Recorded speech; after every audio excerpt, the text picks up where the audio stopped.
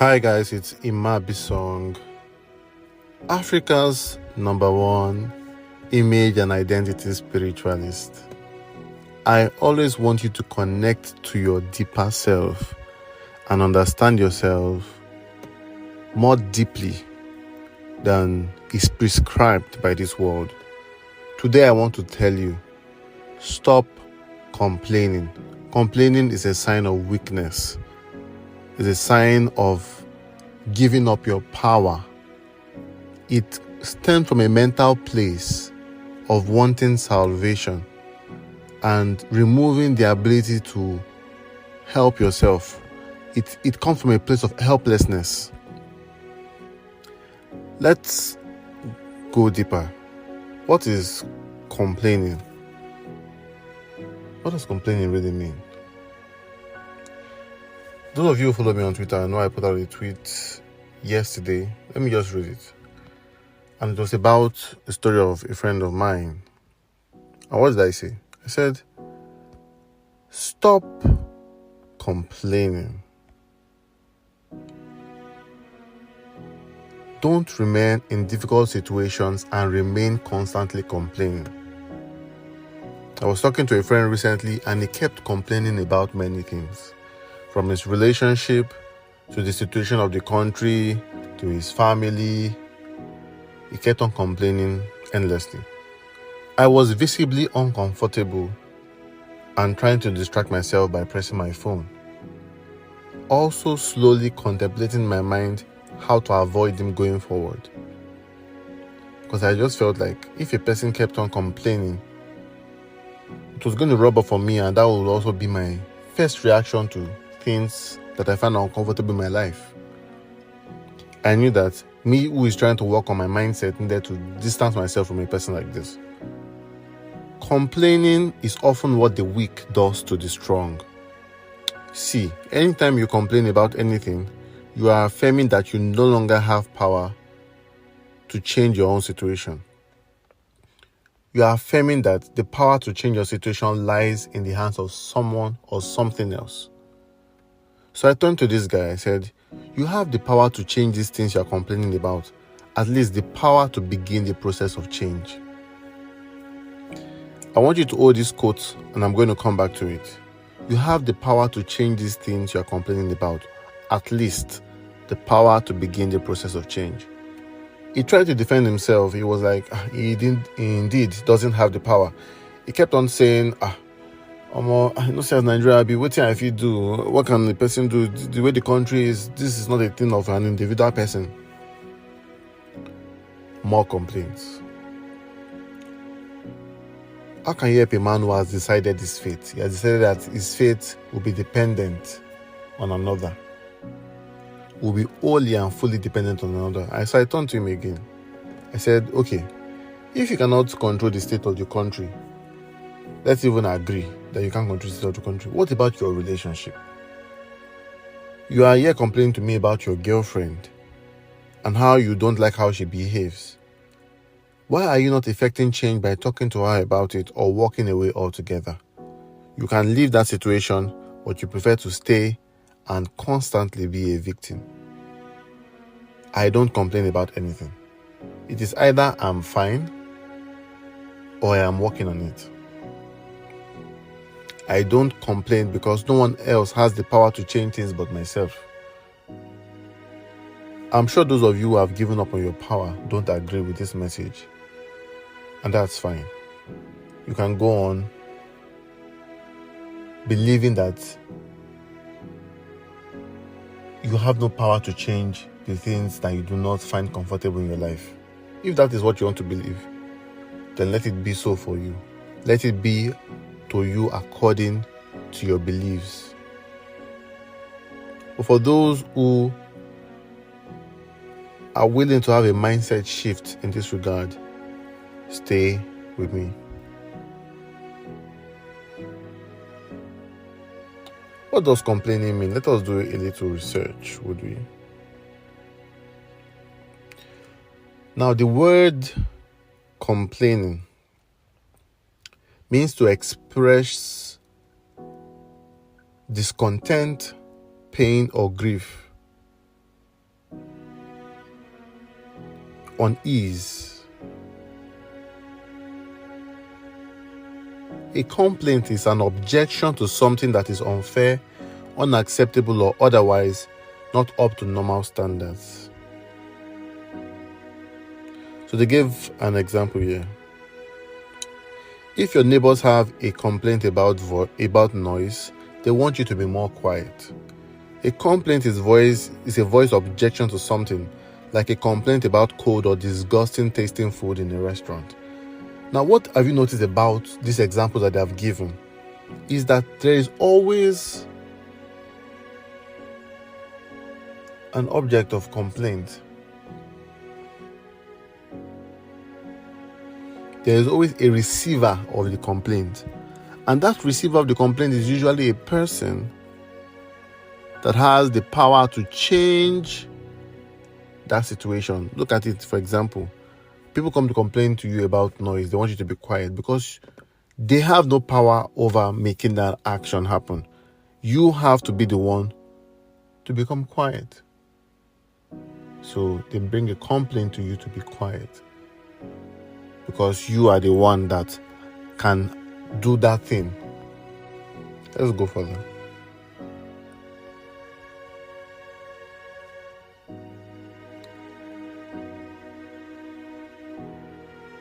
We'll talk about bad tasting food in a restaurant. You complain because you can't just up and cook your own food in the restaurant. You have to tell the chef to help you because you cannot do it. One thing is that many people easily just accept things and use definitions, but they don't look at the underlying meaning of things. For the simple mind, they would read this thing I've just said and they will miss out on the crucial details. The crucial details in this situation is the fact that complaints always happen when the person who is complaining has no power to effect change. So a complaining mindset is actually that mindset that is powerless. Every time your go-to result for anything that is uncomfortable to you is complaint, you have accepted in your mind the inability to help yourself. So what does complaining mean? It means you are weak. Simple. It means you are weak. Endlessly complaining about things that you have the ability to change is a problem.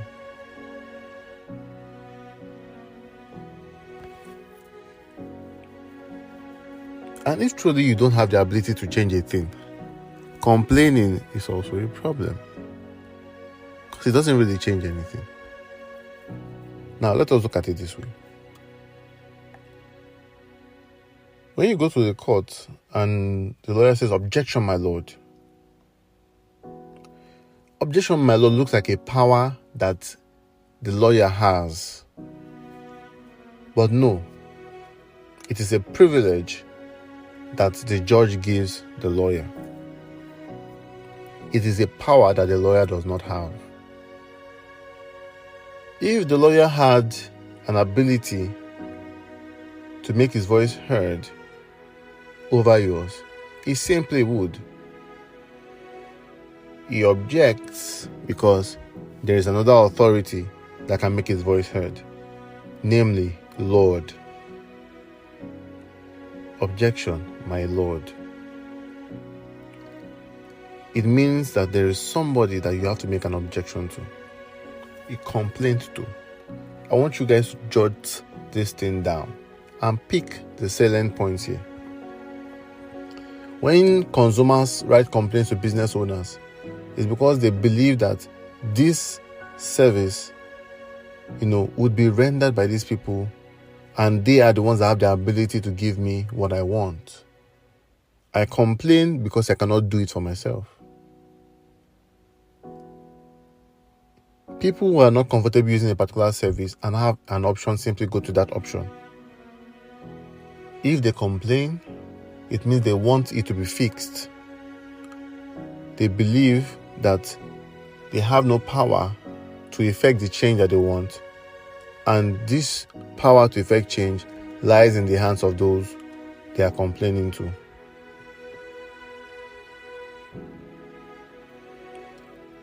When we look at politics, many times people talk about the right of the citizen to protest. In fact, the right of the citizen to protest is the highest, or one of the highest forms of legitimacy of the government. If a government is oppressive and people protest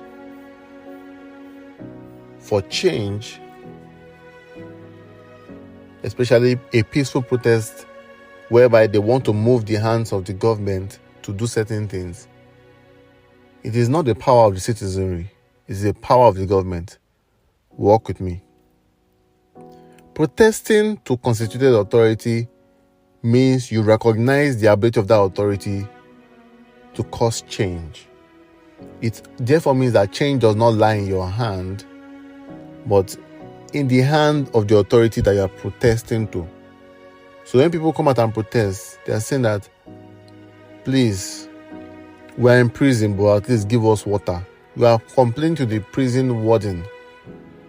Please, this prison warden, please give me water. We are thirsty. Complaining to the prison warden to give you water is submission to the authority of the prison warden. It means on my own I cannot get water. On my own I will die of thirst. I will die of hunger.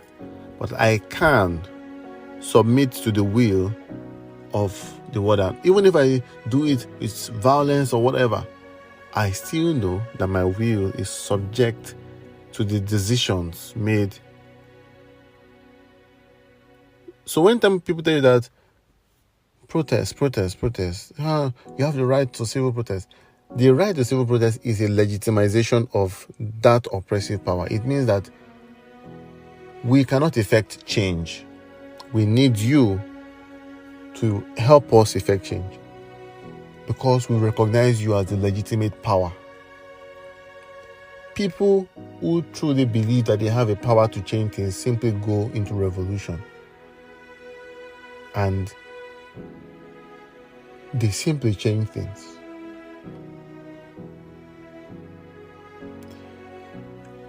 I want to take you back to something I said before. I said you should hold this thought and I was going to come back to it. Let's go back. There's a point I made, which is you have the power to change these things you are complaining about, or at least the power to begin a process of change. The power to begin the process of change. Because before things begin to change a gradual process. Many times before you see a tremble on the top of the ocean, it has started from underneath, coming up. You see thunder or you hear thunder. It usually has been traveling from somewhere to your side and still traveling. You see lightning, you are expecting that the thunder would follow, which is the sound that accompanies that light.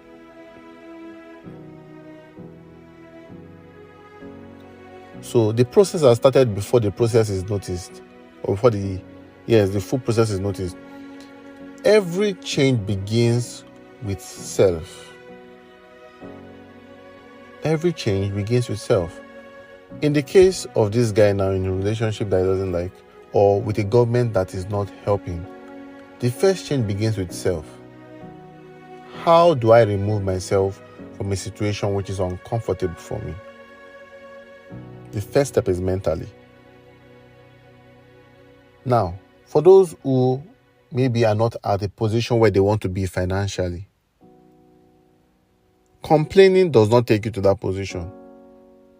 Complaining simply acknowledges to the universe that you are not able to raise yourself beyond that point. It's an acknowledgement of deficiency.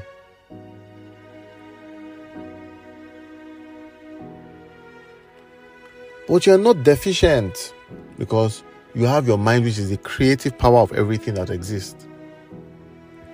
So the first thing I do is to curate a smooth experience for myself. I ask myself, I say, okay, let's look at this now. Am I too weak to raise myself out of poverty? The ability to raise myself out of poverty, won't it come from me? Even if I meet anybody that is going to help or change my life, won't it be because I have a value that they recognize in me? Shouldn't I focus on creating that value? Many people will spend hours sitting and complaining about the state of Nigeria than spending time to create value that can raise themselves out of the position of the things that they complain about. So those who are poor or do not have physical cash can first start by making themselves valuable enough to earn a living.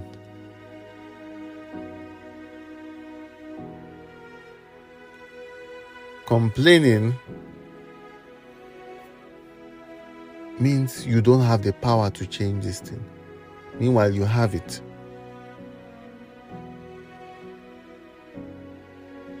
The universe brings you more of what it is that you have affirmed that is your reality. So when you are helpless, the universe does not send you help. The universe sends you more helplessness.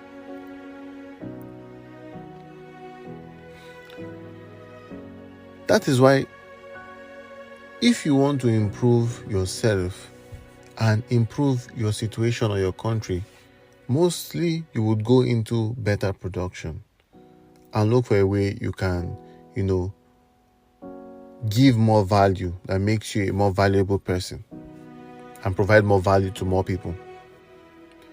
But when you're not thinking about that and you focus more on the complaining, yearning for a better situation, you find out that you have lost out on your power to begin the process of change.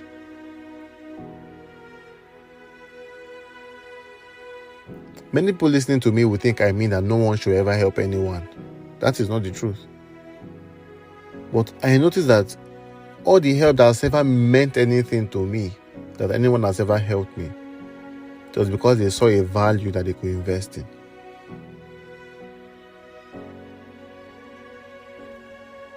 That is why there are some people that will go to the bank and ask for loans and they say, Omo, I know if we give you any loan. I know going to give you money. But there are some people that the bank is begging them, please come and take our loan. Please, would you allow us to just give you our products for free? Because they have value to offer. They say where your enterprise will be and people will be begging you to take their products. Suppliers will be begging you to house their products. Please just put this in on your shelf. Please, you don't have to pay us. When you create value, people will come. When I started building Wising Men, because of the value I was creating for people, I've had a lot of people that have come and have done things for me for free. Why have they come to do these things for me for free? They recognize the value. I could stay and keep on complaining about things not going the way I want, but putting myself out as a valuable person will attract the things that I want. So at the end of the day, the change does start with me and not with complaining and expecting salvation. But can you really blame people that expect salvation? I mean, many of us have been riddled with this effect of religion. Religion has eaten deep into our psyche and the way we think about things now, all from a religious perspective. The most complainers are religious people. Why? Because religion emphasizes on how you can be saved by an external power, that someone else has the ability to remove you from a situation you don't like. Because you have been fed with this idea, you translate it into all the aspects of your life. And that is why the more religious a society is, the more you see people praying for the things that they can actually do by themselves.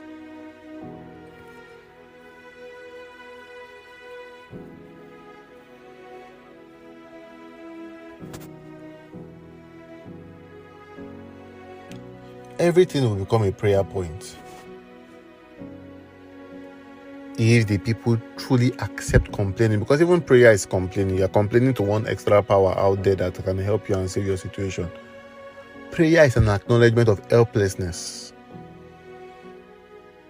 So people believe that when they say they are helpless, that help will be sent to them. But no. Help is not sent to helpless people. We have heard the same many times, but we throw it away. Heaven helps those who help themselves. Because the more you help yourself, the more help will come. The more you are helpless, the more helplessness will come.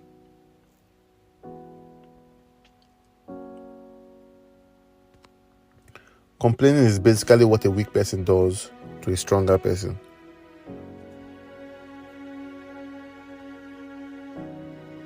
That's the reason why when men and women approach certain situations, women will complain and complain because women have the agency of victimhood. Now, women will keep on complaining because they believe that there is somebody to listen to their cry. And because inherently, many women believe they are the weaker sex. So with that knowledge, they would usually be loud about things affecting them.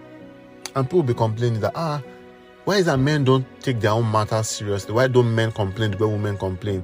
The time some boys were poisoned and there are a lot of jokes around, they say, why is that men are not taking themselves seriously? How can people take it seriously? And you're saying that women are making noise. I just said something. I said, this is the difference between men and women. Men are used to solving problems, not crying about it. Women are used to crying about problems than solving it. That's why from now to tomorrow we can hear girl power, girl power, girl power, but nobody's going to vote for a woman. Girl power, girl power, girl power. But not many women believe that women can even rule. Even in our schools, we could have a department that have a large number of girls, but the female solidarity will dwindle when it comes to electing one of them to be in a leadership position. They still believe that men should handle it. If you ask them, they would complain. Men are the ones controlling the world. All of those is from a position of victimhood and complaining. And it's a feminine thing to do.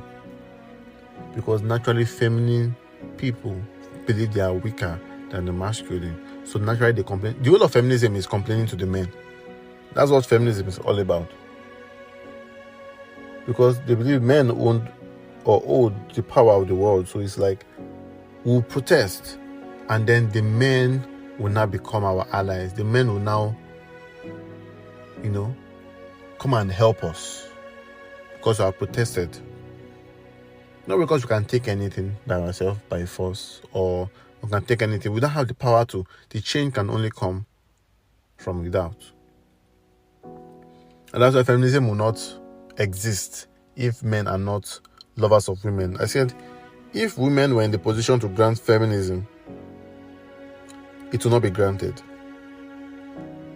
Men naturally are the best lovers of women. So they would naturally want to, give. So all the laws they're all created by men to help women. But that is not where we're going into now. But that's just an aside.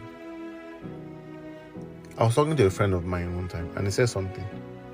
He said he has been battling with this idea of lust. He said that he has a fine woman who he loves and everything, and after having a good time with her, some other girls came again and he had a threesome with them. He can't just seem to take his eyes off women. And I told him that, okay. He said he has prayed, he has fasted for 38 days and to no avail. And I looked to him and I asked him a question. I said, people who are obese, who are fat, why don't they pray to God to slim down? Many times they know that they should go and do workout or they should eat better. Even those that cannot find a way, to do all of that. Naturally, do not see it as a thing that I'm helpless against, or a sin that they are committing.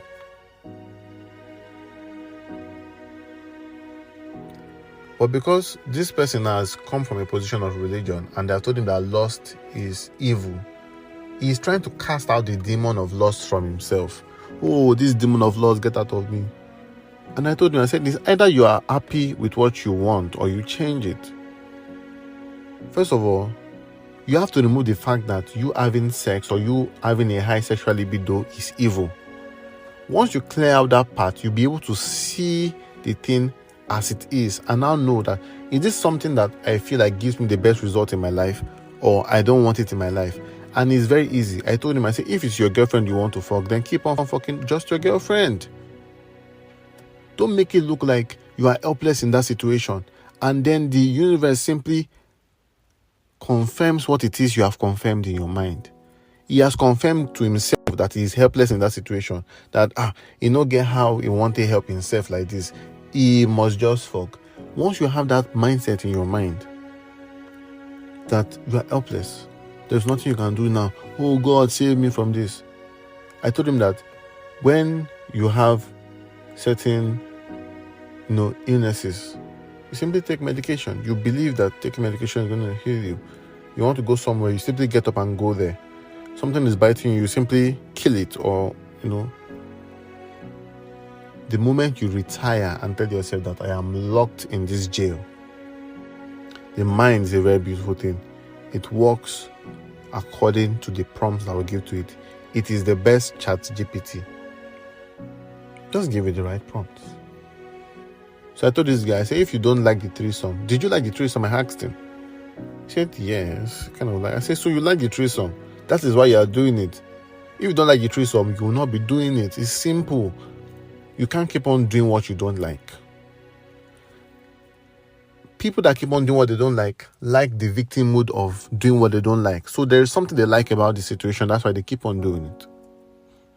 Or they like the safety around the thing that they don't like. Maybe leaving that thing that they don't like would expose them to an unsafe situation. For example, you have been with this person for a long time and you feel like, if I leave this person, how would I find a better life, right? Or how would I find a better relationship? Or you are at a job that you don't like and you're like, if I leave this job, how do I find a better one? How do I feed? All of those things are the reasons why you're still at it. So it means that you prefer the victimhood to saving yourself from that.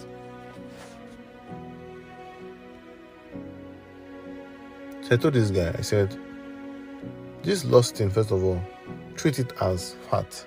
It is not a sin. But it could be something that you consider detrimental to your goals in life. So what are your goals in life? What are the things you want out of life? Not what are people expecting you to have out of life. Some men would never be okay with one woman, and it is okay.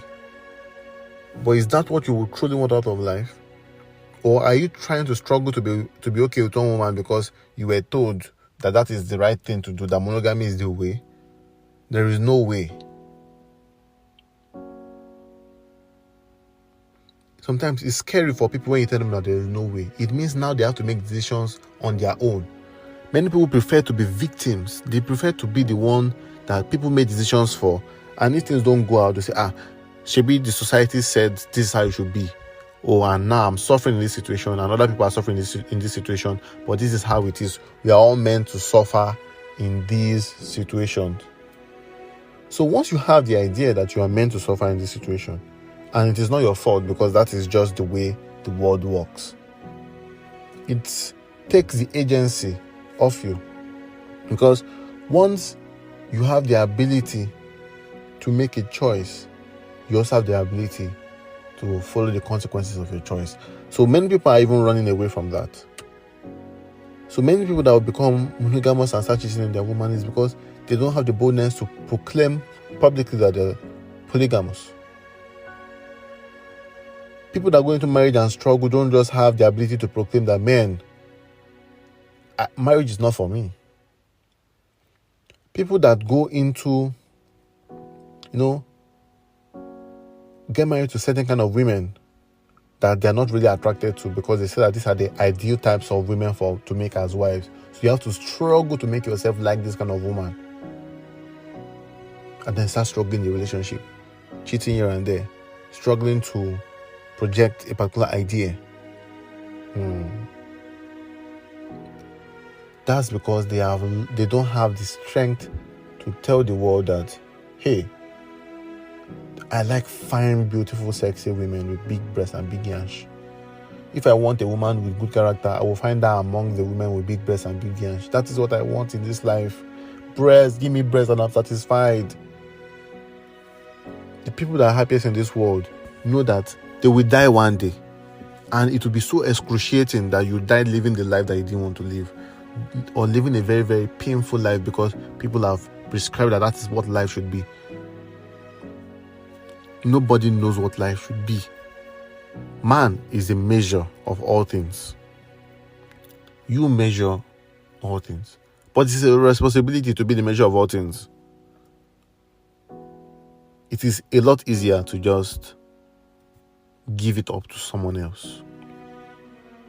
It is a lot easier to just let somebody else do it. Let somebody else make the decision of life for me. I mean, if other people can just tell me what to do, I think I'll be chilled. I'll just do what other people say I should do.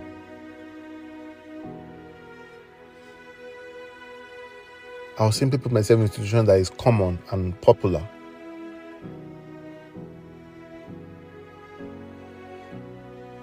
And then keep on complaining.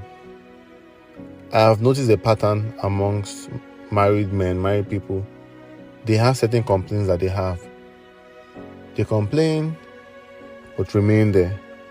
And then I laugh, because everybody that complains and remains there is not a serious person about what they're complaining about. So many people would prefer to marry the woman that I'm not so attracted to, cheat on her and complain about her about not being attracted to her.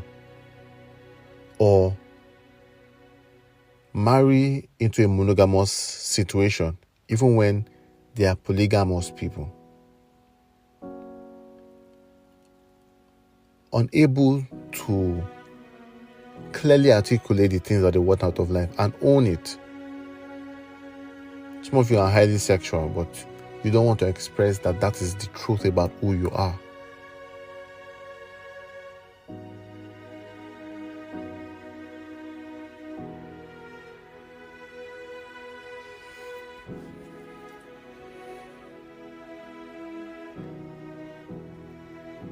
It's in the same light I always say begging for sex is weak.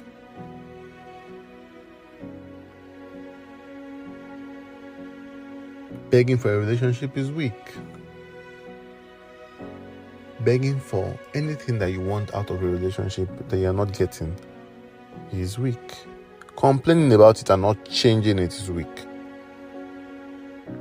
Find people in relationships that don't work for them. They would rather complain than change.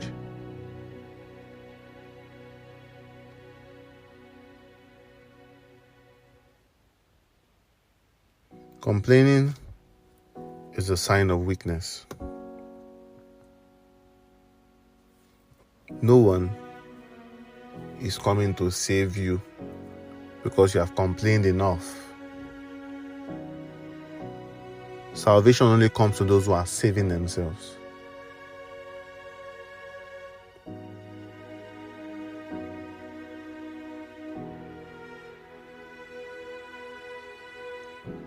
No one stays in a situation they don't like. So if you're in that situation, you keep on enacting to the universe that you like this situation.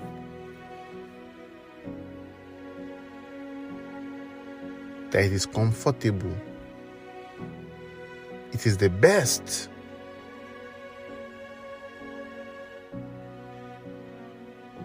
And you really like to be in a position to complain.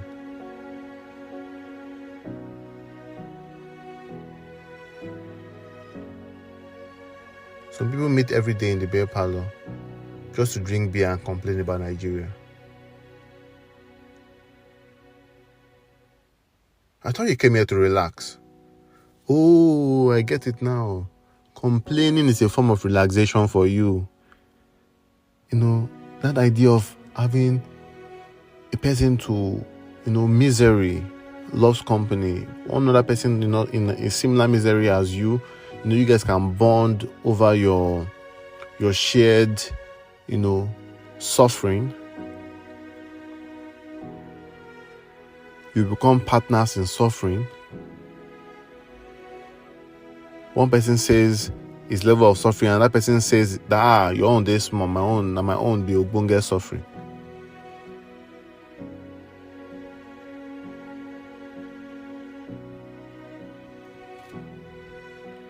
Many of you have lost out on the things that can give you the best satisfaction because you love suffering. You love being in a position to complain.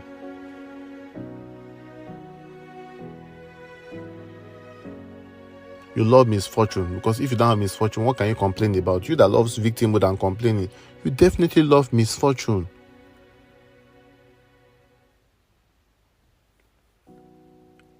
So I want to give you the permission today to free yourself from that situation that you do not like, that is not conducive for you. Life is not meant to be hard. We make choices that are counter our nature, and that's why life is hard. Always trying to force round pegs into square holes or square pegs into round holes. It seems like a thing that many people want to do. You see the girl that likes you, smiles at you, you ignore her. It's the one that is ignoring your text. Now this one doesn't make sense. Some of us are looking for confirmation bias to confirm our traumas. So when things happen, we'll see it again, and that will reenact the ideas of what we believe. Girls are going around looking for a boy that will break their heart so that they can say boys are bad, and they can have more things to complain about. Complaining is what the weak does to the strong. And if you are strong, you would not complain. You complain because you're weak. Stay wise.